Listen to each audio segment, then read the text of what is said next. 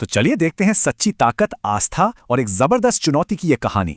प्राचीन अरब में इसी सवाल का जवाब एक बहुत ही अनोखे तरीके से मिला था।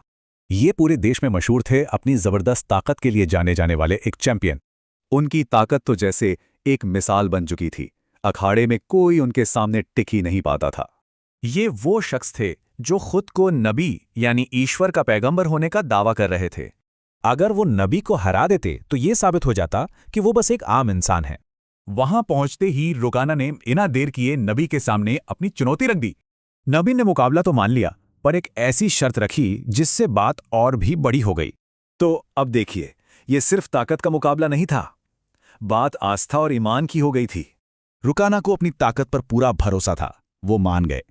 पर पलक झपकते ही वो जमीन पर थे। रुकाना चौंक गए। उन्होंने कहा, यह तो बस इत्तेफाक है, और दूसरे राउंड की मांग की। इस बार रुकाना ने अपनी पूरी जान लगा दी, पर नतीजा वही रहा। नबी ने उन्हें फिर गिरा दिया। नबी, जो रहमत का दरिया थे, उन्होंने तीसरा और आखिरी मौका दे दिया। रुकाना ने अपनी बची खुची सारी ताकत से हमला किया, पर इस बार भी वो जमीन पर थे। हारने के बाद रुकाना को आखिर समझ आ गया, ये ताकत इस दुनिया की थी ही नहीं। और बस उस अजय चैंपियन ने अपना घमंड छोड़ा और ईमान का एक नया रास्ता अपना लिया। पर कहानी यहां खत्म नहीं हुई। अब रुकाना के बेटे यजीद ने अपने पिता का बदला लेने की ठानी, और अपने पिता की ही तरह यजीद की ताकत भी कुछ काम न आई और उसे भी वही सच दिखा। उनके ईमान लाने की ये हैरान करने वाली कहानी पूरे इलाके में आग की तरह फैल गई। लेकिन बात सिर्फ जिस्मानी ताकत की नहीं थी। एक और शख्स ने एक अलग तरह का सबूत मांगा।